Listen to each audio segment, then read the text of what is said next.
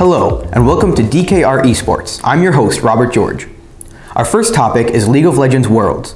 This weekend marks the end of group stage, and some teams have had very strong showings while others, well, have not. Groups A and C are now closed, with Rox Tigers and Albus Nox Luna advancing, eliminating CLG and G2 Esports.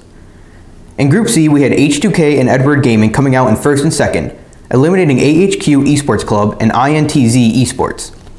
Groups B and D are going to see a lot more matches before this weekend is over, but as of right now, in Group B we have Cloud9 and SKT Telecom tied for first, both going 2-1, and in Group D we have Samsung Galaxy and TSM tied for first, also both 2-1. As of today, Group D's Splice is sitting at 0-3, while Group A's G2 and Group C's INTZ only went 1-5, very far behind the winners of their bracket. INTZ hadn't won a game since their initial victory against Edward Gaming on day 1 of the group stage, and we saw G2 pick up their first win on Thursday against Albus Nox Luna. Remember, we have the knockout stage beginning on Thursday the 13th, so make sure you tune in to watch it. Friday marked the beginning of the Big House 6 Smash Bros tournament, and there were a huge number of participants.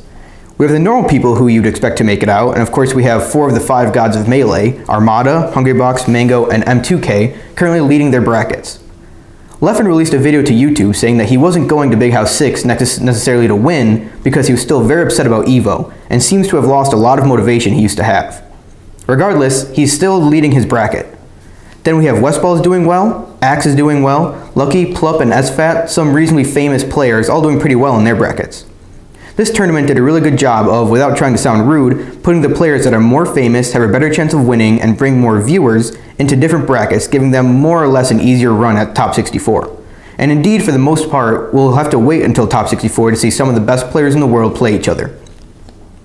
On to CSGO, we have NIP becoming the first place team in Europe, and if you watched our video from last week, we discussed FaZe Clan being in first after signing Kiyoshima and Alu. Well, they've dropped to 5th place, but they've played 2 less games than NIP and 4 less games than Dignitas and Virtus Pro, so we'll see if they can make up that differential. In relation to that, obviously Dignitas and Virtus Pro are in 2nd and 3rd, but having played 4 more games in FaZe, we can expect to see some changes in the standings.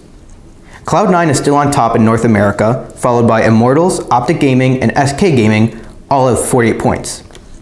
We have the last week of ESL, NA, and EU, and we're looking forward to finals beginning on October the 28th. Well, that's all for today. Make sure to watch the End of Worlds group stages, the continuation of Big House 6, and mark your calendars for the beginning of the ESL finals. Keep up with the news in the gaming community, but if you don't, we'll have all the information for you right here next week. This has been DKR Esports, and I'll see you next time.